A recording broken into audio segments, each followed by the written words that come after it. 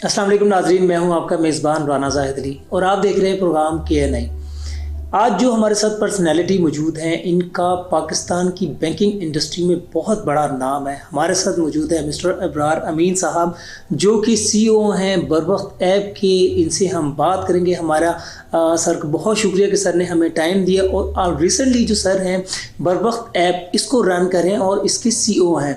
आप नाजरीन जैसा कि जानते हैं, पाकिस्तान में तकरीबन 25 से 30 ऑनलाइन क्रेडिट ऐप काम कर रही हैं और लोगों की जो है ज़्यादातर उसमें शिकायत है। इब्रार साहब से हम बात करेंगे कि ये जो ऑनलाइन ऐप्स है बरवक्त है, ये उनसे कैसे मुख्तलिफ है। इनसे हम बात करेंगे कि ये जो ऐप्स बरवक्त ऐप है, ये पाकिस्तान का जो आम तबका है जिनके पास रिसोर्सेज नहीं होते, उनके जो रिसोर्सेज को किस तरह चेंज कर सकती है। नाज़रीन जैसे कि आप जानते हैं कि जैसे मैंने आपको बताया 25 से 30 एप्लीकेशंस हैं जो कि पाकिस्तान में लोगों को कर्जा कम दे रही हैं और ब्लैकमेल ज़्यादा कर रही हैं। इब्रार साहब क्योंकि मैंने जैसे बताया कि CEO भी हैं बरवक्त ऐप के और इनका बड़ा जो है बैंकिंग इंडस्ट्री में तजुर्बा था और ख़ास कर जो है हम इनके ऊपर बात कर सकते हैं कि जी ये किस तरह फ़ायदा दे सकती हैं। इब्रार साहब से बात करते हैं। सर अस्सलाम वालेकुम जी। Sir welcome to our show और थैंक यू वेरी मच कि आपने हमें टाइम दिया। सर ये बताइएगा कि ये जो है बरवक्त ऐप है, इसको पाकिस्तान में लॉन्च करने का मकसद क्या है? शुक्रिया। देखें, सबसे पहले मैं आपको ये थोड़ा वाज़ेह करना चाहूँगा कि बरवक्त जो है वो एक प्रोडक्ट है। जो उसके पीछे जो कंपनी है उसका नाम है सीडक्रेड फाइनेंशियल सर्विसेज लिमिटेड। बेसिकली मैं CEO हूँ सीडक्रेड का। तो बरवक्त हमारी एक ऐप है, एक प्रोडक्ट है। सबसे पहले तो मैं ये बताना चाहूँगा कि जो हमारा आपने का मकसद बेसिकली क्या है। मकसद ये है कि पाकिस्तान में बहुत सारे सर्वेज हो चुके हैं, वर्ल्ड बैंक ने भी किया है, गवर्नमेंट ऑफ पाकिस्तान के भी सर्वेज हैं। लगभग कमोबेश 10 करोड़ लोग ऐसे अभी भी हैं जिनके पास बैंकिंग फैसिलिटीज़ नहीं, जिन तक बैंकिंग सर्विसेज नहीं पहुंच रही या पहुंची, या वो खुद बैंक तक नहीं पहुंचे। तो दोनों चीज़ें हैं। तो 10 करोड़ की आबादी बहुत बड़ी आबादी है। और इस दौर में जो कि यानी हम आज 2022 के आखिरी दिन में बैठे हुए हैं, आप इमेजिन करें कि दुनिया में ऐसा मुल्क हो जहाँ पे उसकी आबादी का फुली ऑलमोस्ट 50% जो है उसके पास बैंकिंग फैसिलिटीज ही ना हो, तो वो मुल्क तरक्की कैसे करेगा। पाकिस्तान में जो मेजर प्रॉब्लम जो चल रही है वो अभी तक ये चल रही है कि आप आम लोगों को, जो आम शहरी हैं, उनको फाइनेंशियल सर्विसेज कैसे पहुंचाएं। फाइनेंशियल सर्विसेज पहुंचाने के दो तरीके।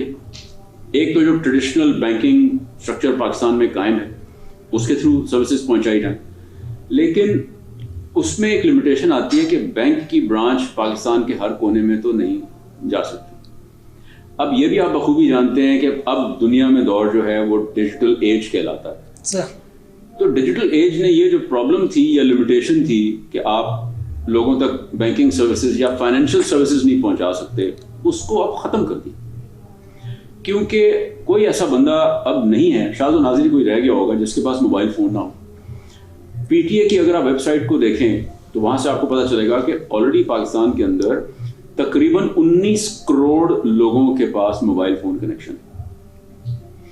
19 करोड़ लोगों का मतलब ये है कि जब आप इस मोबाइल फ़ोन की पॉपुलेशन को बैंक लोगों के पॉपुलेशन से मवाजना करते हैं तो वहाँ का ये जो डेल्टा है 100 मिलियन का, ये वहाँ से निकाला जाता है। अब एक और प्रॉब्लम ये आई कि हर बंदा जो है वो खाली डिपॉजिट जमा कराने के लिए या पैसे जमा कराने के लिए बैंक में नहीं आता, उसको क्रेडिट की ज़रूरत भी पड़ती है वक्तन फवक्त। अब वो क्रेडिट की ज़रूरत या कर्जे की ज़रूरत क्यों पड़ती है?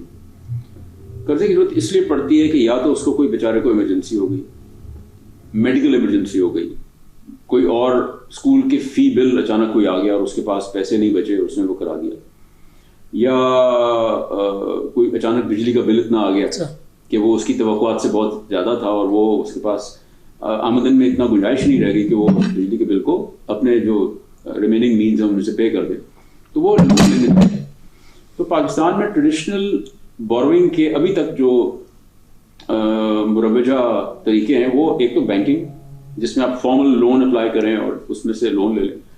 दूसरा इनफॉर्मल सेक्टर होता है जिसमें आप प्राइवेट मनी लेंडर्स के पास जाते हैं, उनसे बोरो करते हैं। थर्ड है कि आप अपने दोस्तों, यारों, रिश्तेदारों से बात करते हैं। अब हमारा एक तो जो कल्चरल सेटअप है उसके तहत आप ये खुद देखें कि अगर आप दोस्तों से या रिश्तेदारों से पैसे मांगते हैं तो आपको एक शर्मिंदगी होती है और आप इतने कंफर्टेबल नहीं होते। एक दफ़ा तो किसी से मांग सकते हैं, बस बार बार तो नहीं मांग सकते। और अगर जो प्राइवेट मनी लेंडर्स हैं, जिनको हमारे यहाँ पाकिस्तान में आम इस्तिलाह में कोई इतना अच्छा नाम नहीं दिया जाता, तो वो आपके साथ बहुत ज़्यादा ज्यादती करते हैं, क्योंकि उनके जो पैसे को रिकवर करने के तरीके होते हैं वो बहुत ज़्यादा ख़तरनाक होते हैं, मैं ये कह सकता हूँ। और वो इतने अनप्लेजेंट हो जाता है कि उससे आपकी जो ज़िंदगी है वो काफ़ी ज़्यादा इम्पैक्ट होती है। अब इस चीज़ को मद्देनज़र रखते हुए हमारी जो कंपनी है उसने पाकिस्तान के अंदर, हम पहली बात तो ये कि मैं आपको बताऊं, हमारी कंपनी जो है वो वजूद में आई फॉरेन इन्वेस्टमेंट के थ्रू, और इसमें हमारा जो पेरेंट ऑर्गेनाइजेशन है वो नैनोक्रेड बैंक है बाहर का। उन्होंने इन्वेस्टमेंट की पाकिस्तान में, और जो इन्वेस्टमेंट की वो तकरीबन $20 मिलियन इन्वेस्ट उन्होंने किए पाकिस्तान के फंड्स, जिसकी वजह से सीड क्रेड वजूद में आया।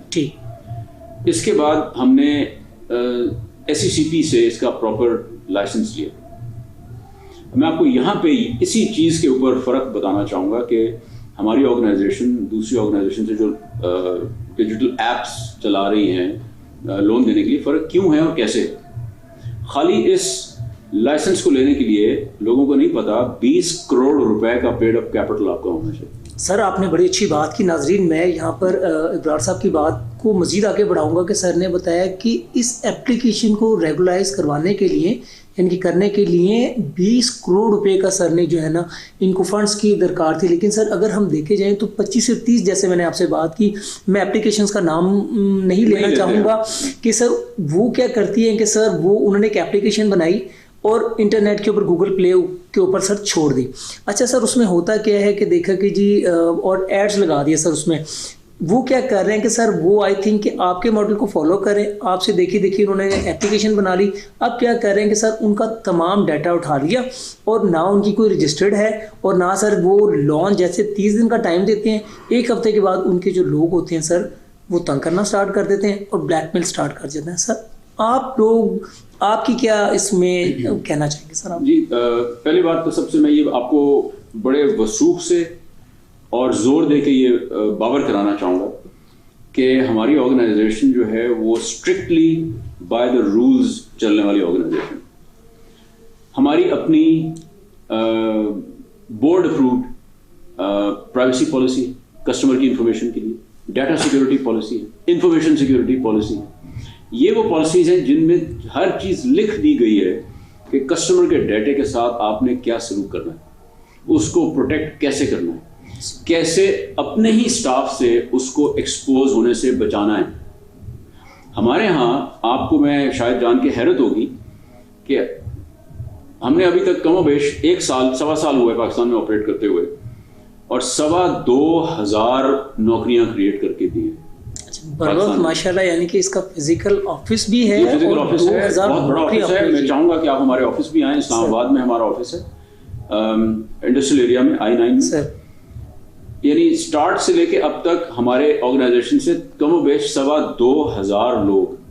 इब्रार साहब, मैं थोड़ा सा आपको सर यहाँ पर करना चाहूँगा। नाजरीन, जैसे कि इब्रार साहब ने बताया कि सर ने बताया कि इनका ऑफिस भी है इस्लामाबाद इंडस्ट्रियल एरिया में और 2,000 प्लस इनका एम्प्लॉय भी है। लेकिन दूसरों की जो अगर हम देखते हैं जहाँ पर लोगों ने अपने कंप्लेन की हुई है कि उनके ऑफिस कोई नहीं, फ़ोन नंबर्स कोई नहीं। सर नहीं, इस वक्त 2,200 नहीं है। मैं कहना चाह रहा हूँ कि हमने इस प्रोसेस के अंदर 2,200 नौकरियां क्रिएट की, जिसको हमारे पास 650 बंदा तो भी। राइट, ठीक है।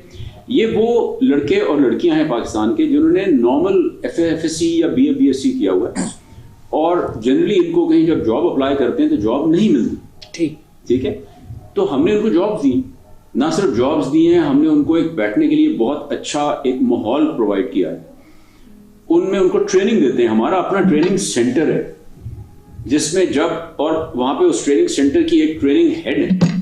जब कोई लड़का या लड़की ज्वाइन करता है पहली दफा हमारी ऑर्गेनाइजेशन में, उनको 7 दिन का बड़ा इंटेंसिव कम्युनिकेशन, कस्टमर बिहेवियर, ये सारा कोर्स कराया जाता है। उसके बाद उनको सीट पे जाके बिठाया जाता है कि आपने कस्टमर से बात कैसे करनी। तो पहली बात तो ये आपने जो कहा कि इलीगल एप्स ऑपरेट कर रही हैं, अनफॉर्चुनेटली पाकिस्तान में ऐसा है, इलीगल एप्स ऑपरेट कर रही हैं, लेकिन अच्छी बात यह है कि वो उन एप्स के हवाले से कानून नाफिज करने वाले जो हमारे इदारे हैं उनको अब मुकम्मल इंफॉर्मेशन मिल गई हुई। अच्छा सर, वेरी गुड। ये नाज़रीन बड़ी अच्छी बात सर ने की कि जो इलीगल एप्स काम कर रही हैं लोन वाली, हमारे इदारे भी उनके खिलाफ मुतहर्रिक हो चुके हैं। अच्छा, नुकसान ये हो रहा है उन लोगों का कि उन लोगों की जो गलत प्रैक्टिसेस और गलत जो बिहेवियर है उनकी वजह से जो जेन्युइन लोग हैं हमारे जैसे जो लाइसेंस लेके काम कर रहे हैं वो उनको भी एक ही तरह से लोग तस्वर करना शुरू हो गए, जबकि ऐसा नहीं है। पहली बात तो ये कि आपका डाटा जो है वो हमारे पास मुकम्मल तौर पर महफूज है। उस डाटे को हमारा कोई भी कॉल सेंटर का एजेंट ना देख सकता है। कॉल सेंटर के एजेंट को तो छोड़ दें, मैं एज ए सीईओ नहीं देख सकता वो डाटा। बड़ी इंपॉर्टेंट बात इब्रार साहब ने यहाँ पर की है कि सर हम तो ये सुनते आए हैं उसमें कि जी उन्होंने एप्लीकेशन लोन तो ले लिया, 6,000 का अप्रूव करवाया, 4700 रुपये मिले, वो भी एक हफ्ते के बाद। उसके बाद सर धमकियाँ आना स्टार्ट की, जी हम आपका डाटा, क्योंकि सर मोबाइल एक ऐसी चीज़ है जिसमें हमारा फैमिली का डाटा होता है। जब जैसे ही सर हमने एप्लीकेशन को हम अपनी परमिशन देती है तो तमाम जो एक किस्म का हमारा मोबाइल फ़ोन हैक हो जाता है। सर लोन ना देने की सूरत में सर वो डार्क वेब पर डालने की धमकी देते हैं। क्या सर आपने कहा कि आपका उसका डाटा तो आप ही नहीं देख सकते? मैं नहीं देख सकता। मैं आपको अगर आप मुझे इजाज़त दें तो मैं आपको लोन के प्रोसेसिंग का थोड़ा सा सिस्टम बताना चाहूँगा ताकि उससे आपको भी और हमारे आपके जो कस्टमर्स हैं उनको भी आगाही मिले। देखिए, हमारा पूरा प्रोसेस जो है वो पेपरलेस है। कोई कागज कहीं पे कहीं साइन नहीं होता, टोटली डिजिटली आप अप्लाई करते हैं। जब आप अप्लाई करते हैं तो ये आप बेसिकली हमारे किसी बंदे से बात नहीं कर रहे, वो आप हमारी सिस्टम से बात कर रहे हैं, जो हमारा आर्टिफिशियल इंटेलिजेंस के ऊपर बना हुआ सिस्टम है उससे बात कर रहे हैं। जब आप अप्लाई कर रहे होते हैं तो कोई आपकी एप्लीकेशन को देख भी नहीं सकता कि आपने क्या अप्लाई किया। जब आप पूरी तरह अपने कवायद, अपने पर्टिकुलर्स उस एप्लीकेशन में जब आप टाइप कर देते हैं तो उसके बाद वो एप्लीकेशन जो है वो सील हो जाती है, वो बंद हो जाती है।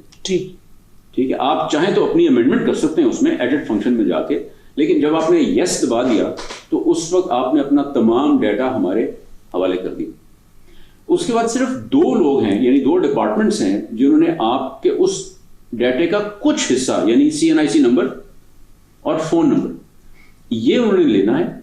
और ये पाकिस्तान के लॉ की रिक्वायरमेंट है कि आपके डाटा के हवाले से लेंड करने से यानी आपको कर्जा देने से पहले हमने जो क्रेडिट ब्यूरो है उनसे आपके बारे में इंफॉर्मेशन हमने चेक करनी है। नादरा से हमने आपका जो CNIC का डाटा है वो चेक करवाना है। क्यों? खुदा ना करे किसी के दिल में अगर कोई फतूर है, नियत में फतूर है, और वो अपने किसी भाई का, बहन का, दोस्त का, रिश्तेदार का ID कार्ड लेके उसके ऊपर लोन अप्लाई करना शुरू कर दे, तो फ्रैंकली इस फ्रॉड को तो हमने चेक करना है, पकड़ना है। हमने ये भी चेक करवाना है कि आपका नाम पाकिस्तान के किसी टेरर लिस्ट में, जो एंटी टेरर जो लिस्ट बनती है उसमें तो नहीं आया हुआ। क्योंकि अगर खुदा ना करे हम ऐसे बंदों को चेक नहीं करेंगे तो ना जानते हुए, ना दानिश्ता तौर पर भी हम गलती से भी अगर किसी ऐसे बंदे को लोन दे दें जो कि पैसा अपना जो है किसी गलत मकासद में जुर्म के लिए करने के लिए इस्तेमाल कर ले, तो ये तो ठीक बात नहीं होगी। तो हमने ये जिम्मेदारी ये भी ली कि हमने आपका डाटा 4 फिल्टर्स में से गुजारना है। ठीक, तस्दीक जो क्रेडिट ब्यूरो है, या डाटा चेक वो भी क्रेडिट ब्यूरो है, ये गवर्नमेंट ऑफ पाकिस्तान के मंजूर शुदा डाटा ब्यूरोज हैं।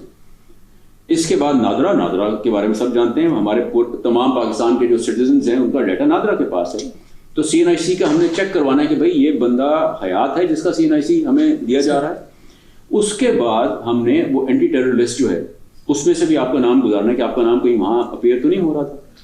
ठीक है, तो ये 4 फिल्टर्स जब गुजर जाते हैं उसके बाद तो सिर्फ आप अभी एलिजिबिलिटी की पहली स्टेज क्लियर करते हैं। ठीक है, ये मैं आपको ये नहीं बता रहा हूं कि जो जेन्युइन लोन देने वाले इदारे हैं मैं उनका तरीकेकार बताना चाह रहा हूं जिससे हम पूरी तरह फॉलो कर रहे हैं। ठीक, ये जब 4 फिल्टर्स गुजार लेते हैं तो फिर हम असेस करते हैं कि आपकी रीपेमेंट कैपेसिटी इस लोन को लेने की है या नहीं है। ठीक, तो ये अहम मुमकिन है कि आपने 50,000 रुपए का लोन अप्लाई किया, लेकिन जब हमने आपकी इनकम, आपकी एज और बाकी सारे जो फिल्टर्स थे उनको जब अप्लाई किया तो पता चला कि नहीं, आपकी रीपेमेंट करने की कैपेसिटी वो सिर्फ 30,000 रुपए तक के लोन की। क्यों? कि आपने, हो सकता है, एन मुमकिन है कि आपने किसी दूसरे इदारे से भी लोन ले रखा हो, ठीक, तो आप उसको भी तो पे करेंगे ना। तो आपकी जो सैलरी है आपने उसी में से ही पे करना है। यानी आपने जो डिक्लेयर किया कि मेरी इनकम, जरिया आमदन जो है वो मिसाल के तौर पे 40,000 रुपये महीना है, तो हम ये देखेंगे कि जिस बंदे की जरिया आमदन और टोटल महीने की आमदन ही 40,000 है, वो 50,000 रुपये का लोन कैसे ले सकता है।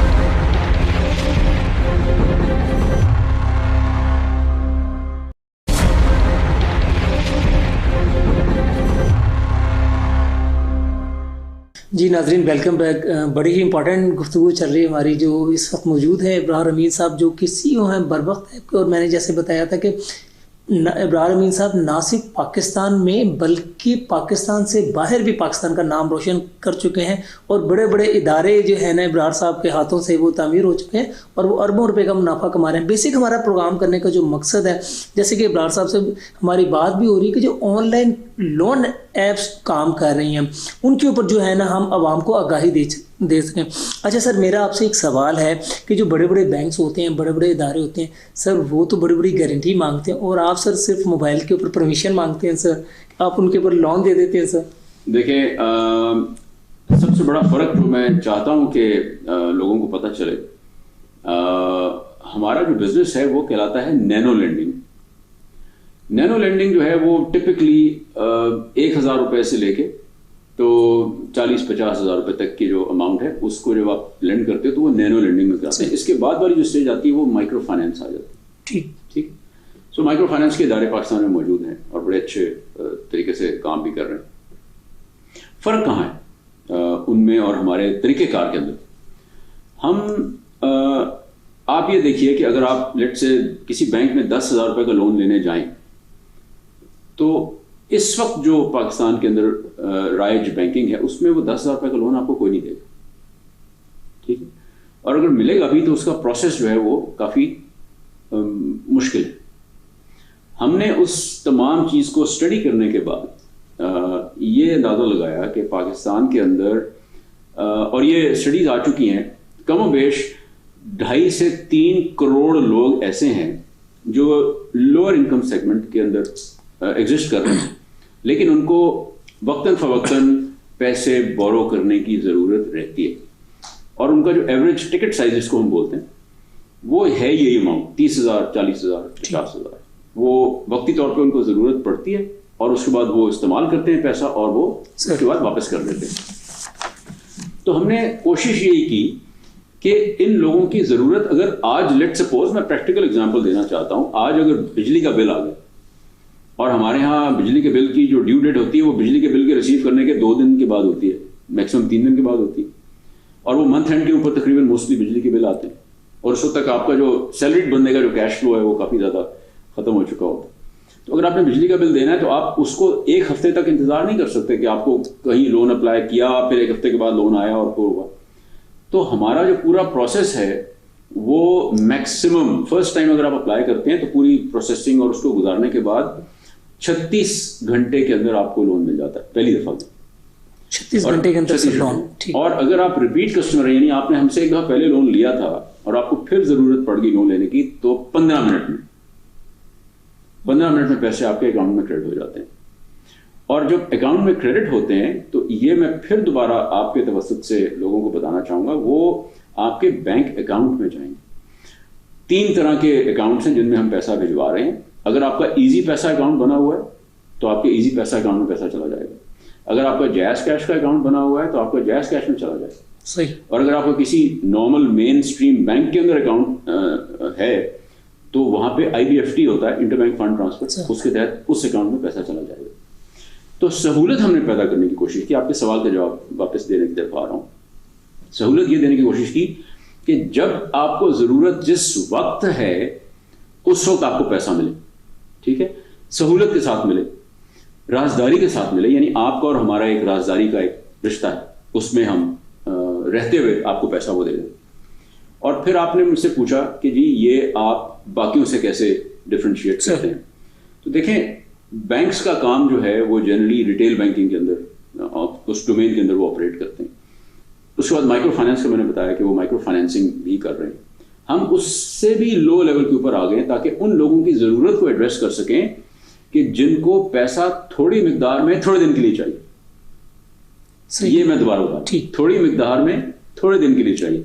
सो अमूमी तौर पे लोग जो हमसे पैसा ले रहे हैं वो 30 दिन के लिए लेते हैं या 60 दिन के लिए लेते हैं, उसके बाद वो पैसा वापस कर देते हैं और वो लोन खत्म हो जाता है 60 दिन के बाद। वो रहता नहीं है, वो बरकरार नहीं रहता लोन, सही, वो पूरा 100% पे हो जाता है। तो इस तरह से हम ऑपरेट कर। और आपने कहा कि डाटा, आपने मुझसे डाटा की बात की थी, मैं वो उस बारे में बहुत क्लैरिटी के साथ आपको आज एक चीज बताना चाहता हूं। एक दफा जब डाटा आपको हमारे पास आ जाता है तो हम आपके ना तो जो फोन के अंदर आपकी जो एल्बम्स या तस्वीरें जो पड़ी होती हैं हम उनको एक्सेस नहीं करते, बिल्कुल नहीं करते। ना ही हम आपके जो कॉन्टैक्ट लिस्ट होती है उनमें से किसी को कॉन्टैक्ट करते हैं। हम सिर्फ आपको कॉन्टैक्ट करें। और मैं आपको ये फिर आपके तवज्जुह से अपने नाज़रीन को भी आपको बताता चलूं कि जहां पे हमें ऐसी कोई शिकायत मिलती है कि हमारे किसी स्टाफ मेंबर ने किसी कस्टमर के किसी कॉन्टैक्ट को फोन किया या धमकी दी, या ये इवन धमकी में ये कहा है कि जी मैं आपके कॉन्टैक्ट जो है वो ओपन कर दूंगा, आपकी तस्वीरें पब्लिक में पब्लिश कर दूंगा, पहली बात तो ये कि वो झूठ बोल रहा है, वो ऐसा कर नहीं सकता, पहली बात तो ये। लेकिन अगर उसने कोई हैक किया सिस्टम या किसी तरह से कोई किसी तरीकेकार से भी उसने ये कोई अप्रोच कर भी दिया किसी कस्टमर को, तो वो टर्मिनेट हो जाता, वो नौकरी से फारिग हो जाता। जीरो टॉलरेंस पॉलिसी है आपकी पॉलिसी की। अगर कोई बरवक्त का नुमाइंदा किसी कस्टमर को कॉल करके तंग करता है, तंग करेगा, ठीक, ये जीरो टॉलरेंस, और हमने ये किया है और आइंदा भी करेंगे। लेकिन मैं आपको फिर ये कहना चाह रहा हूं कि कम से कम हमारे किसी एम्प्लॉय के पास ये एक्सेस ही नहीं है कि वो डाटा ले सके। हाँ, ये जरूर हो सकता है कि वो अनजाने में किसी कस्टमर को ये तासुर देने की कोशिश करे कि जी मेरे पास डाटा आपका आ गया और मैं उसको रिलीज कर दूंगा, और वो कर नहीं सकता, लेकिन मैं भी उसको डराने के लिए कि जी लोन पे कर दें जल्दी या कुछ और, अगर वो ये तासुर देने के लिए भी धमकी देता है तो वो तो अपनी नौकरी से गया। सर बहुत अच्छी आपने बात की कि सर जैसे कि आपको मालूम है, हम इब्रार साहब से हमारी बात भी हो रही है कि सर ये जो जैसे डाटा को जब हम परमिशन दे दिए, हमारा डाटा ब्रीच हो गया, उसके बाद जो सर दूसरी एप्लीकेशंस हैं, मैं आपकी एप्लीकेशन का नाम बिल्कुल भी नहीं लूँगा, जो दूसरी एप्लीकेशन मॉडल के ऊपर काम करें लेकिन वो आप लोगों को सर ज़रूर बदनाम करें, तो आप जैसे जो ओरिजिनल हैं जो एक नंबर तरीके से काम करें, आपने क्या कभी इदारों से शिकायत की सर? देखिए मैं आपको बताता चलूँ, हम लोग वो इदारा हैं, सीड ग्रेड के हवाले से बात कर रहा हूँ, जो ये तहैया करके बैठा हुआ है कि हम बाय द रूल्स चलेंगे, ठीक है। और हम लोग ये भी आपको एक और बात बताता चलूँ, पाकिस्तान के दो जो फाइनेंशियल सेक्टर के रेगुलेटर्स हैं, एक स्टेट बैंक ऑफ पाकिस्तान है और दूसरा SECP है, दोनों बहुत ही आला पाए के रेगुलेटर्स हैं। आप ये देखिए कि उसकी वजह से पाकिस्तान का जो banking and financial sector system है वो बड़ा स्टेबल है, और इन दोनों रेगुलेटर्स ने इसमें बहुत मेहनत की है और बहुत मेजर रोल प्ले किया। हम क्योंकि SECP से लाइसेंस याफ्ता हैं, तो हम तो SECP को ही अपना रेगुलेटर, हमारा रेगुलेटर है ही वही, तो हम एज ए रेगुलेटर हम SECP के पास ही जाते हैं। तो हमारा जो ये ऑनगोइंग डायलॉग है ये SECP के साथ चलता रहता है, ठीक।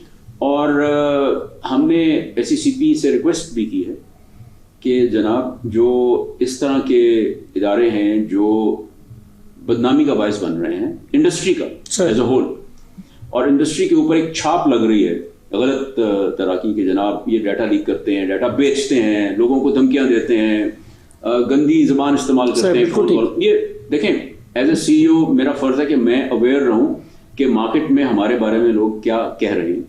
तो मैं आपको एक टर्म है वो बताना या उसका जिक्र करना चाहूंगा, परसेप्शन एंड रियलिटी। राइट। एक परसेप्शन है आजकल का, क्योंकि सोशल मीडिया का दौर है, उसमें इसी तरह एक कमरे में बैठ के एक बंदा अगर अपना वीलॉग कर देता है तो उसको आप रोक तो नहीं सकते, आप उसको मुंह तो बंद नहीं कर सकते। वो उसकी YouTube पे वीडियो अगर कोई आ जाती है तो आप जाके उस YouTube के वीडियो को कोर्ट में सू तो नहीं कर सकते, करना चाहें तो कर सकते हैं, लेकिन वो एक टाइम कंज्यूमिंग बहुत एफर्ट और प्रोसेस है। पाकिस्तान के अंदर आप सोशल मीडिया के ऊपर, क्योंकि ये एक नई आज़ादी मिली है पाकिस्तान में सोशल मीडिया के लोगों को, तो वो अपनी मर्जी और दानिश या समझ के मुताबिक जो भी बोलना चाहते हैं वो बोल देते हैं, लेकिन रियलिटी इसके बरक्स है। मैं कहना ये चाहता हूँ, हमने आपको जान के हैरत शायद हो, ये 1.25 साल के अंदर 24.5 लाख लोगों को लोन दिया है। 24.5 लाख लोगों पाकिस्तानियों को लोन दिया। और कितनी अमाउंट सर? मैं ये कह सकता हूं कि ये अमाउंट जो है वो 20 अरब रुपए से ज्यादा की। 20 अरब से ज्यादा। और ये हमारा अपना पैसा जो हमने दिया। अच्छा, रिस्क हमारा है, ठीक, पैसा हमारा है, ठीक है, और इंफ्रास्ट्रक्चर हमारा है, लेकिन हम ये सारा काम एक लाइसेंस के अंदर रहते हुए कर रहे हैं, अनलाइसेंस नहीं कर रहे। हमारा कोई भी प्रोसेस, कोई भी प्रोसीजर अनडॉक्यूमेंटेड नहीं है। मैं ये फिर देखिए, एक प्रोसेस होता है कि मेरा ख्याल आया मुझे ये काम कर देना चाहिए, तो मैंने काम कर दिया, बाद में पता चला कि नहीं ये काम ऐसा नहीं करना चाहिए था, मुझे ये काम डिफरेंट तरीके से करना चाहिए था। तो इस शक के दायरे को तोड़ने के लिए हमने वो हर प्रोसेस और प्रोसीजर डॉक्यूमेंट कर दिया। ठीक, कि कॉल सेंटर वाला ये कॉल करेगा, सुबह 9 बजे से पहले कॉल नहीं करेगा, शाम को 7 बजे के बाद कॉल नहीं करेगा, सही, कॉल में सर और मैडम कह के बात करेगा। अगर कस्टमर गुस्से में आ गया बिल फर्ज, तो आप उससे बड़े धीमे लहजे में बात करेंगे, आप उसके जवाब में वापस गुस्से में आके कोई गलत लफ्ज इस्तेमाल नहीं करेंगे। इस क्वालिटी कंट्रोल के ऊपर इतनी ज्यादा सख्ती है कि हफ्ते में एक दिन मैंने मुख्तस किया हुआ है कि जो हमारे इदारे के लोग जो कस्टमर्स को कॉलें कर रहे होते हैं, वो कॉलों की रिकॉर्डिंग मैं सुनता हूं, शानदार, खुद ये देखने के लिए कि हमारी तरफ से कॉल का जो मायार है वो क्या है, कोई गलत बात हो रही है या नहीं हो रही, ये मेरी जिम्मेदारी बनती है। अच्छा इब्रार साहब, आपने बड़ी अच्छी बात की कि आप जो क्वालिटी कंट्रोल है खुद उसको मॉनिटर करें, लेकिन सर इसके बरक्स आपकी जो ऐप्स है उसके बारे में भी लोगों को बहुत ज़्यादा शिकायत है कि जी डाटा को भी ब्रीच उन्होंने किया हुआ है। और सर इसके बारे में आम सी जो शिकायत है कि सर आप जो लोग हैं सर वो डाटा को सेल करते हैं, और सर इसी डाटा सेलिंग के ऊपर जो डेवलप्ड कंट्री है अमेरिका जैसे में गूगल और फेसबुक के जो सर जो थे सुंदर पिचाई और जो मार्क ज़ुकरबर्ग को वहाँ की कोर्ट ने बुला रही है कि जी आप लोगों की प्राइवेसी को मुतासर कर रहे हैं, और सर हम तो अंडर डेवलप्ड कंट्री हैं और फिर भी हम उसमें करें। इसके बारे में सर आप क्या कहेंगे? जी, एक इंसिडेंट भी ऐसा हमारे सामने नहीं आया जिसमें बर वक्त से सीड ग्रेड से यानी हमारी प्रोडक्ट से किसी कस्टमर का डाटा बिका हो आज तक। ये मैं बिल्कुल बड़े वसूख से कह रहा हूं। ये मैंने वही दोबारा बात की, परसेप्शन वर्सेस रियलिटी। देखें डाटा बिकता कैसे? बिकेगा तब कि अगर कोई ऐसी सोर्स हो जहां से कस्टमर का डाटा हैक हो जाए, उसकी कॉपी हो जाए और वो कॉपी जाके मार्केट में बिक जाए। अब डाटा की 2 फॉर्म्स हैं। एक फॉर्म तो है आपकी कॉन्टैक्ट लिस्ट सर, उस पे जैसे मैंने अर्ज किया कि कॉन्टैक्ट लिस्ट पे किसी को एक्सेस ही नहीं है, वो सील हो चुका होता है। यानी हमारी ऐप जो है, जब आपके फोन से जब राब्ता हो रहा है तो उस ऐप को इख्तियार नहीं है ऐप को कि वो आपके कॉन्टैक्ट लिस्ट को देख सके। सर आप ये बता रहे हैं कि जी आपकी ऐप को भी परमिशन नहीं है कि वो कॉन्टैक्ट लिस्ट को देख सके, तो लोगों के हाथ लगना तो बड़ी मुश्किल बात है। मैं ये तो बताना चाह रहा हूँ, फर्क ये तो बताना चाहता हूँ, perception versus reality. Right, perception ये है कि जी हम लोगों के कॉन्टैक्ट लिस्ट पढ़ते हैं, हम उनकी जो तस्वीरें होती हैं वो पढ़ते हैं, देखते हैं और उनकी कॉपियां कर लेते हैं और मार्केट में बेच देते हैं और ब्लैकमेल करते हैं। फिर ये परसेप्शन है ना। रियलिटी है कि हमारी ऐप जो कि आर्टिफिशियल इंटेलिजेंस के ऊपर बनी हुई है, वो कस्टमर के कॉन्टैक्ट को एक्सेस नहीं कर सकती, तो कस्टमर हमारे स्टाफ को तो बहुत दूर की बात।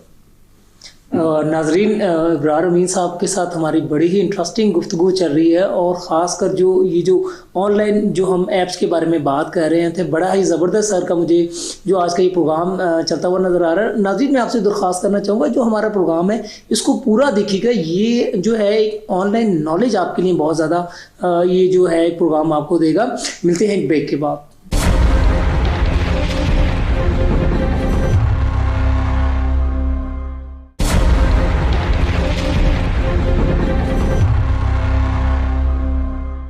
जी नाज़रीन, वेलकम बैक। जैसे कि हम बात कर रहे थे कि जी इब्रार साहब ने परमिशन के हवाले से हम बात कर रहे थे कि इब्रार साहब हम पूछेंगे, अच्छा सर आपकी जो ऐप्स है, आपने बताया कि कॉन्टैक्ट लिस्ट की जब परमिशन होती है वो आपकी ऐप के अलावा, यानी कि वो इवन कि जो आम आदमी है वो नहीं देख सकता उसको, ठीक है सर। परमिशन आप लोग क्यों तलब करते हैं जो ऐप्स के अंदर? मैं एक मिसाल देता हूँ। पहले तो मैं परमिशन की टाइप्स थोड़ी सी आपको डिफाइन करना चाहूँगा। देखिए, जो भी ऐप इस्तेमाल करते हैं ना आप स्मार्टफोन के ऊपर, उसको कुछ ना कुछ परमिशंस चाहिए होती हैं उस रिजल्ट को डिलीवर करने के लिए जो आप उस ऐप से रिजल्ट डिलीवर करना चाह रहे हैं। मिसाल आपको दो दूं, आपको समझ आ जाएगी। आजकल हर बंदा जूम कॉल करता है सर। तो जूम कॉल जब आप करने लगते हैं तो वो आपसे आपके कैमरे, माइक्रोफोन और आपके मीडिया की परमिशन मांगता है। बिल्कुल ठीक। अगर आप परमिशन नहीं देते तो आप जूम कॉल नहीं कर सकते। वो इसलिए परमिशन मांगता है कि आपके ऐप को और कैमरे को परमिशन देगा तो वो सेशन ऑन करेगा ना। ठीक है, ठीक है। टीम्स वाले भी, जो टीम का सॉफ्टवेयर, वो भी ये आपसे मांगता है। आपने कभी गौर किया कि व्हाट्सएप आपकी क्या परमिशन मांग रहा हो? आप गौर करें तो आप चौंक जाएं। कभी आपने गूगल की परमिशन देखी? सुंदर पिचाई का आपने नाम लिया। सुंदर पिचाई की जब यूएस स्टैंडिंग कमेटी ऑन जो नेशनल सिक्योरिटी थी उसमें जब पेशी हुई थी तो उसमें उनसे पूछा उनके एक कांग्रेसमैन ने कि जनाब मुझे आप ये बताइए कि इस कमरे में मैं उठ के अगर इस पॉइंट से उस पॉइंट पे चल के वापस आऊंगा तो क्या ये चीज गूगल को पता होगी? तो पहले तो वो दाएं बाएं शाएं करता रहा, लेकिन अल्टीमेटली जब उन्होंने उसको प्रेस किया कि आप बताएं तो उसने कहा हाँ ये गूगल को पता होगा। सर बड़ी इंपॉर्टेंट बात आपने कर दी है सर। इसके पीछे अब थोड़ा सा आप इसके आंसर की तरफ, अब मैं अब जवाब की तरफ आता हूँ। हमारी ऐप जो है मिसाल के तौर पे एक परमिशन लेती है लोकेशन की। देखिए, ये बहुत आजकल के दौर में ये परमिशन लेना बहुत ज़रूरी हो गया है। हम अपना लोन पाकिस्तान के शहरियों को देने के लिए बैठे हैं। अगर कोई बंदा अफगानिस्तान से अप्लाई कर दे और हमें पता ना हो कि ये लोकेशन अफगानिस्तान की आ रही है और उसने कोई अपना अकाउंट यहाँ पे अपना या किसी और का अकाउंट यहाँ खुलवाया हुआ है जिसमें वो हमें कहे कि जी मैंने अप्लाई कर दिया है, इसमें आप पैसे दे दें, तो हम तो अलर्ट नहीं हो पाएंगे कि ये पाकिस्तान से बाहर से बैठ के इसकी जो ऐप है उसकी परमिशन दी हुई है। इंडिया से कोई जाए, बॉर्डर पार करके वहाँ से अप्लाई करके हमारा लोन अप्लाई कर दे और हमें पता ना हो कि इसने इंडिया से बैठ के अप्लाई किया हमारा लोन, तो हम तो जैसे कहते हैं ना वो मुगालदे में मारे जाएंगे। So we need to ensure कि ये पाकिस्तान के टेरिटोरियल बाउंड्रीज के अंदर से कोई पाकिस्तान का शहरी जिंदा हयात अप्लाई कर रहा है हमारे लोन के लिए। तो एक परमिशन की एग्जांपल मैंने आपको ही दी। दूसरी एग्जांपल देता हूं, कैमरे की परमिशन। ठीक, कैमरे की परमिशन इसलिए चाहिए कि जब हम आपसे कहते हैं कि जी आप अपना आइडेंटिटी का कोई प्रूफ हमारे से शेयर करें तो आप अपना शनाख्ती कार्ड नंबर जो है उसकी तस्वीर हमें उस वक्त या तो अपलोड करते हैं, ठीक है सर, फोन में से, या लाइव तस्वीर उस वक्त कैमरे से खींच के आप हमें शो करा देते हैं। लेकिन अब हमें यह नहीं पता, क्योंकि आप तो कैमरे के पीछे हैं, छुपे हुए हैं, हमें आप नजर नहीं आ रहे, तो हमें नहीं पता कि ये वाकई आपका आईडी कार्ड है कि नहीं, या आपने किसी का आईडी कार्ड इस्तेमाल कर लिया। तो नेक्स्ट स्टेप में हम आपसे रिक्वेस्ट करते हैं कि आप अपनी लाइव सेल्फी हमें शो कराएं।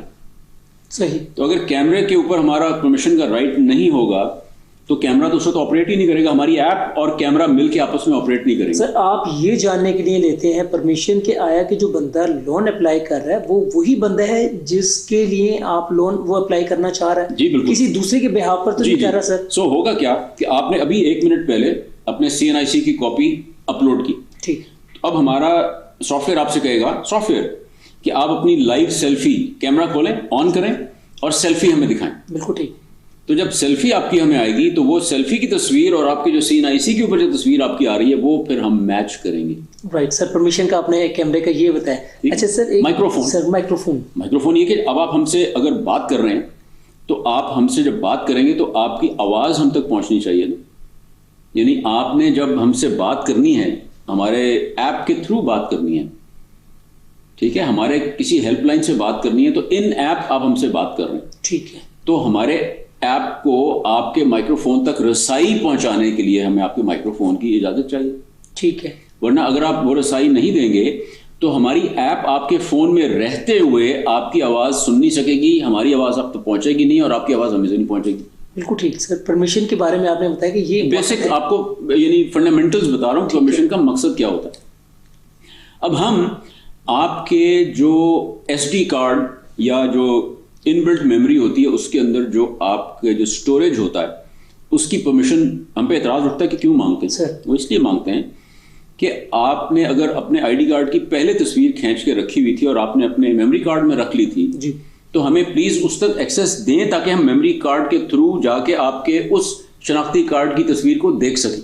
सर मेमोरी कार्ड में कुछ और तस्वीर नहीं, तो आपने तो सब देख लिया। वो तो आप लोड कर रहे हैं ना, यानी आपने पुल की अपने मेमोरी कार्ड से वो एक पर्टिकुलर तस्वीर, राइट, आपने हमें शो करा दी और उसके बाद खत्म हो गया वो मामला। यानी ये नहीं होगा कि हमने आपकी वो मेमोरी कार्ड से सारी चीजें कॉपी करके अपने डेटाबेस में कॉपी कर ली और वो हमने लीक कर दी उठाकर। ऐसा तो नहीं है, ऐसा नहीं है। बिल्कुल ठीक। वन टाइम परमिशन है, वन टाइम। आपने बताया कि वन टाइम परमिशन और जीरो टॉलरेंस पॉलिसी है। लीकेज वगैरह की तो है। देखिए वो लीकेज, मैं दोबारा वजाहत कर दूं, लीकेज तब होता है जब हमारे किसी इंसान को आपके डाटा तक रसाई हो। ठीक। जब हमारे किसी इंसान को डाटा तक रसाई ही नहीं है तो वो लीक कैसे करेगा? बड़ी इंपॉर्टेंट बात है नाज़रीन, ये जो बात है जो समझने वाली है। जो फ्रॉडस्टर ऑनलाइन काम कर रहे हैं और जो अब्रार साहब बात बता रहे हैं, इसमें बड़ा मेजर फर्क यही है कि आम ह्यूमन तक उसकी रसाई नहीं है। सर एम आई राइट सर? जी बिल्कुल। और वो जो है सिर्फ ऐप को है, और वो भी जब आप परमिशन जब सर्व कर रहे हैं और जिस वक्त आपका सेशन लाइव है, सेशन लाइव आप अप्लाई कर रहे हैं तो सेशन लाइव है। उस लाइव सेशन में रहते हुए हमारे से बातचीत हो रही है। बिल्कुल ठीक। हमारे से मुराद है हमारे सिस्टम से बात हो रही है। तो आप हमसे, हमारे सिस्टम ने आपसे पूछा जी प्लीज अपना CNIC अपलोड कीजिए। जी ठीक। तो आपने अपने उस एल्बम में जाके अपना CNIC की पिक्चर जो थी वो रिकॉल की और हमें ट्रांसफर कर दी। बिल्कुल ठीक। तो उसके बाद जब आपने वो सेशन क्लोज किया तो हमारी आप तक रसाई तो खत्म हो गई ना। सही। हम ये तो नहीं होगा कि जब तक ऐप आपके फोन में मौजूद है हमारी ऐप आपके डाटा को पढ़ रही है और उठा रही है और कॉपी कर रही है, ऐसा तो नहीं है। सर ये इंपॉर्टेंट बात है सर, के ऊपर हम ये बात करेंगे सर। अभी जो है मैं इस सवाल को दरमियान में मैं छोड़ूंगा। सर आप लोग जो एड्स दे रहे हैं सोशल मीडिया के ऊपर या कहीं पर भी, सर आप उसके बरक्स काम कर रहे हैं सर। अच्छा, कैसे? ये फर्ज करें कि सर आपने एक ऐड किया यूट्यूब पे, फेसबुक पे या किसी भी प्लेटफॉर्म पे आपने ऐड दिया कि जी हम आपको 50,000 का लोन देंगे, 90 to 180 डेज उसकी जो म्याद होगी उसमें आप रिटर्न कर सकते हैं, और आप 50,000 का जो मार्कअप आप लेंगे 1,000 समथिंग सर चार्ज करें। लेकिन सर क्या होता है कि जो आप एड्स के ऊपर कह रहे हैं सर उसके बरक्स आप बड़ा कम लोन दे रहे हैं और 7 से 8 दिन के अंदर जो है वो आप उसकी सर दोबारा वापसी स्टार्ट कर देते हैं। इसके बारे में ज़रा वजाहत कीजिएगा। अच्छा देखिए, 2 चीज़ें आपने इसमें सवाल किए और बड़े अहम सवाल।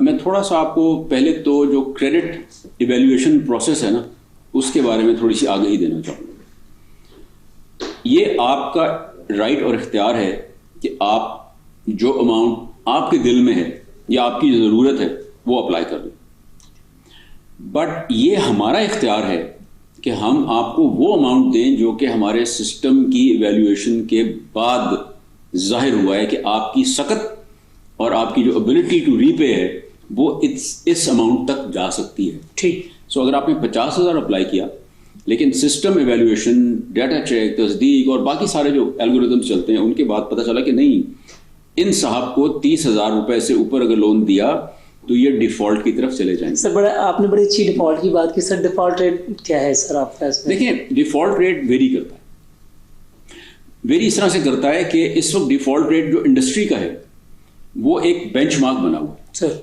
उसमें 3 तरह के बेंचमार्क्स होते हैं। एक होता है कंज्यूमर लोन जो बैंक्स भी देते हैं। ठीक। एक होता है क्रेडिट कार्ड का एक default rate, standard default rate है, और उसके बाद फिर आप बैंक्स में जब चले जाते हैं तो वो फिर आप कॉर्पोरेट कैटेगरी में चले जाते हैं, उसमें हम नहीं जाते, उससे हम मवाजना भी नहीं कर सकते अपना। सो जो इस वक्त इंडस्ट्री में 2 बेंचमार्क्स हैं, जो एक क्रेडिट कार्ड का डिफॉल्ट रेट और जो क्लीन लोन्स जो बैंक्स वगैरह देते हैं उनका एक डिफॉल्ट रेट, वो स्टेट बैंक ऑफ पाकिस्तान और SECP ने उसका एक बेंचमार्क मुकर्रर कर दिया है। ठीक।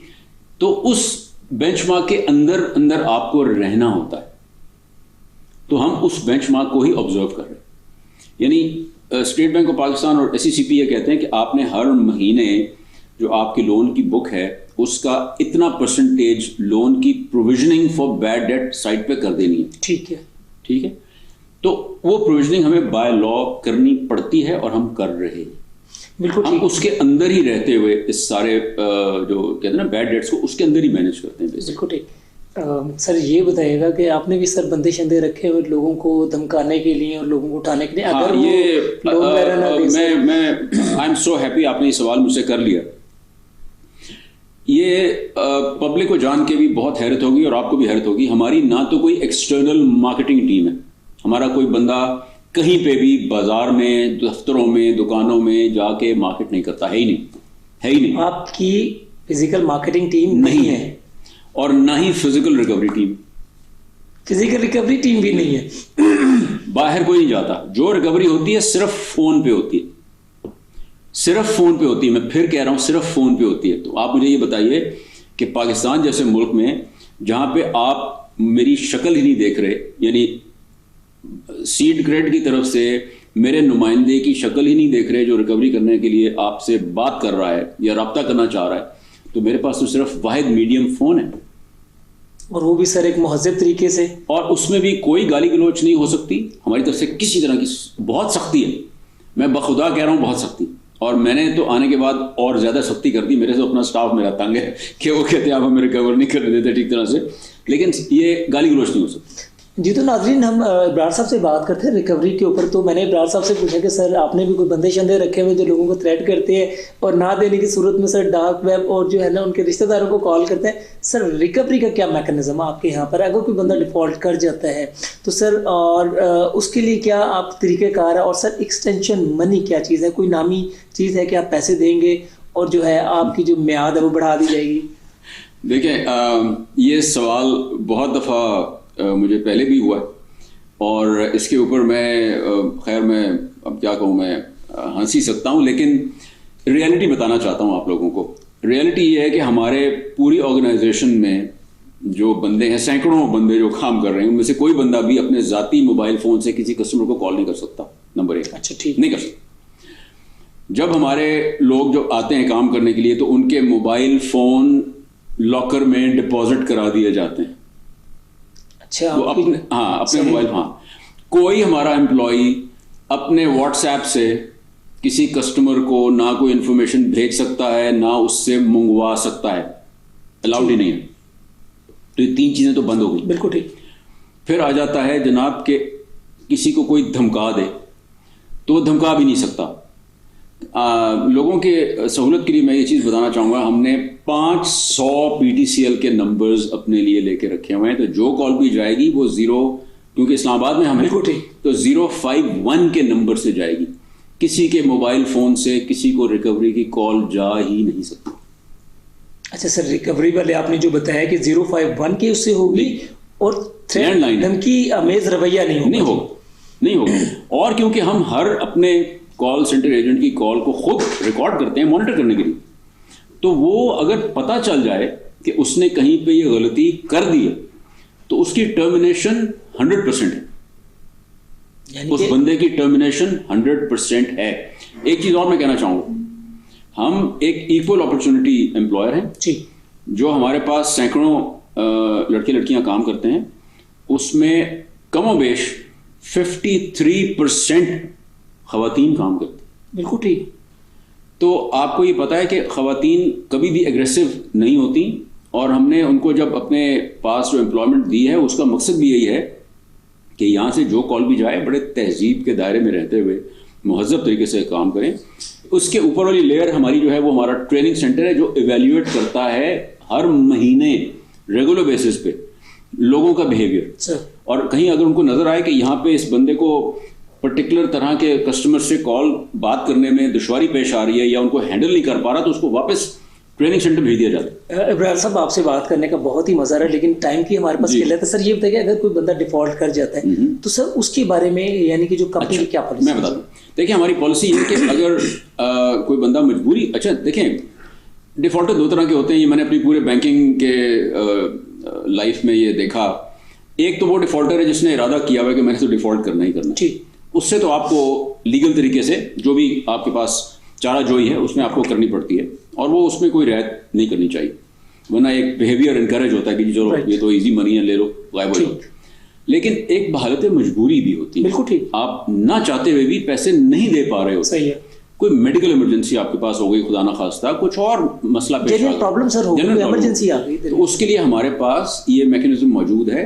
तो आप सब लोगों से गुजारिश है कि आप जब लोन लें, और अगर खुदा ना खास्ता कहीं पे आके आपको ये महसूस हो कि आप वो लोन उस ड्यू डेट पे नहीं दे पा रहे, तो पहले से हमें फोन करके उसको किस्तों में डिवाइड करवा लें।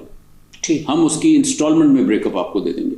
और ये जो आपने जिक्र किया, ये बड़ा खतरनाक ये ट्रेंड है मार्केट के अंदर, लेकिन हमारे पास नहीं है कि जी आपने बंदे को कहा कि यार तुम ऐसा करो 1000 रुपये मुझसे ले लो और मुझे तुम इसको रीशेड्यूल कर दो।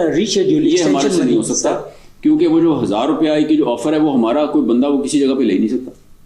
बिल्कुल, कैश तो है नहीं, कैश तो है ही नहीं। कैश नहीं। अगर वो कहे कि हाँ बिल फर्ज कीजिए मेरे किसी इजी पैसा अकाउंट में डाल दो या वहां डाल दो, पकड़ा जाएगा 2 मिनट के अंदर उसको। बिल्कुल ठीक हो गया, उसके तो छुपने की जगह ही नहीं है। सर बड़ा ही अच्छा आपसे लगा। अच्छा सर, मुझे एक चीज़ और मैं आपसे ये पूछना चाहूँगा सर, आप जो है इतने बड़े नेटवर्क को सर रन कर रहे हैं और माशाल्लाह जो बैंकिंग इंडस्ट्री में आपका इतना बड़ा तजुर्बा है सर, क्या आवाम को क्या पैगाम देना चाहेंगे कि हम इन फॉस्टर सर स्कैमर से, मैं कहूँगा कि जो सर अपना, बाज़ लोग तो सर ऐसे हैं जो अपना लोन थोड़ा सा लेने के चक्करों में लाखों रुपए के मकरूज हो चुके हैं और सर जहनी अजियत का शिकार है, और सर वो बाज़ लोग तो उसमें से खुदकुशियाँ करने पर मजबूर हैं। सर आप क्या आवाम को मैसेज देना चाहेंगे? जी, एक सिंपल मैसेज है सब लोगों को कि आप जिससे कर्जा लेना चाहें उसकी वेबसाइट पे जाके ज़रूर देखें कि उसका SECP के साथ लाइसेंस उसको मिल गया हुआ है कि नहीं मिला हुआ।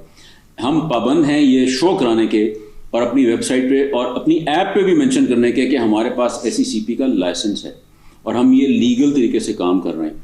तो बखुदा हम इस चीज़ को बार बार लोगों से कहते हैं और रिक्वेस्ट भी करते हैं कि आप जब लोन लेने लगें तो ये देखें कि वो लीगल एंटिटी पाकिस्तान में है या नहीं है, SECP का अप्रूव्ड लाइसेंसी है कि नहीं है। अच्छा सर, SECP क्या इस चीज़ की गारंटी है कि जो उनका अमला या उनके जो स्टैंडर्ड सेट किए हुए हैं वो दूसरों की निस्बत काम नहीं करेगा, कि उनमें भी सम टाइम कोई प्रॉब्लम आ सकती है? सर 2 ऐप है, मैं नाम नहीं लेना चाहूँगा, SECP से रजिस्टर्ड है, लेकिन जो उनका अमला है सर वो स्कैमर बना पड़ा, लोगों को थ्रेट करता है। जी, तो ऐसे लोग जो हैं वो ऑलरेडी SECP के नज़र में आ गए हुए हैं ना। बिल्कुल ठीक। उनके खिलाफ जो कानूनी चारा जोई है वो उसका आगाज़ भी हो चुका हुआ है। बिल्कुल सही। और अभी 4 दिन पहले SECP ने एक बहुत ही जामे किस्म के एक फ्रेमवर्क को उन्होंने पब्लिश किया है। बिल्कुल ठीक।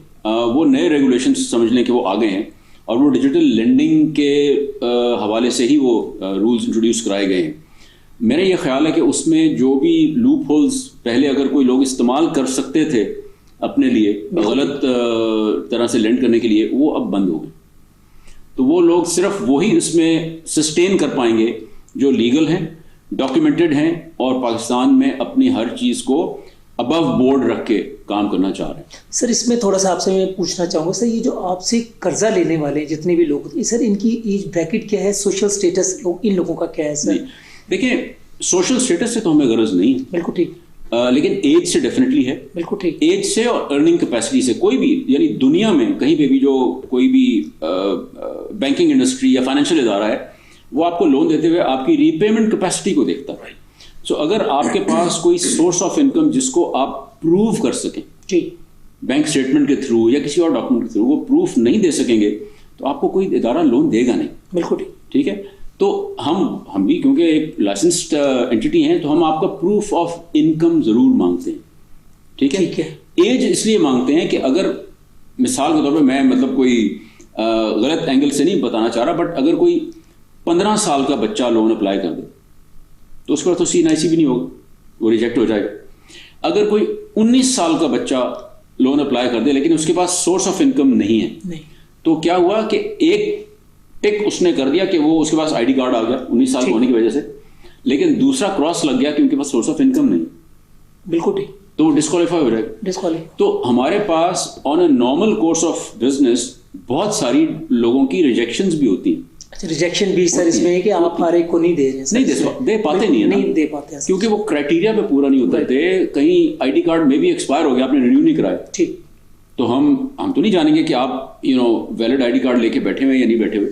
तो काफ़ी सारे फिल्टर्स हैं जिनको हमें अडॉप्ट करना पड़ता है, बट आपका सोशल स्टैंडिंग ये उसका मैटर नहीं करता। इब्रार साहब, आपसे आखिरी सवाल है कि सर स्टेट बैंक और ये जो फेडरल शरीयत कोर्ट था उसने सर पाकिस्तान में जो है इस्लामिक बैंकिंग को रिवाज करने का दिया, जो तमाम बैंकों को भी ऑर्डर जारी कर दिए कि जो अपना जो मॉडल है वो इस्लामी बैंकिंग के ऊपर लेके हैं। तो सर आप अपना मुस्तकबिल क्या देख रहे हैं? देखिए, पाकिस्तान के अंदर इसमें कोई शक नहीं है कि बहुत बड़ी लोगों की तादाद जो है वो इस्लामिक बैंकिंग की तरफ माइल है, तो हम भी कोई एक्सेप्शन तो नहीं होंगे और हम इसको एवेल्यूएट करेंगे डेफिनेटली। और अगर हमें लगा कि हमारी ऐप जो है उसको भी शरिया कंप्लायंट साइट के ऊपर लेके आना चाहिए, तो हम ज़रूर इस रास्ते पे जाएंगे। Sir thank you so much कि आपने हमें टाइम दिया और सर बातचीत की, बड़ी ही मुफीद सर आपसे बात की।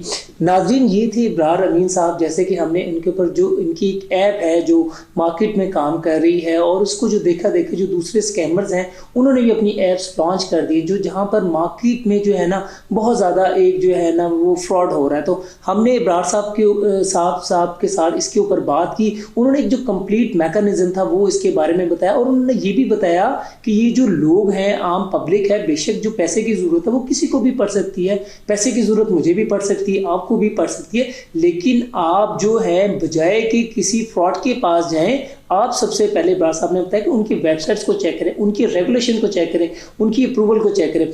नाज़रीन, अपने मेज़बान राना ज़ाहिद अली को प्रोग्राम KNI और कैमरामैन अब्दुल रज़ाक के साथ इजाज़त दीजिए। मिलती है नए टॉपिक के साथ। अल्लाह।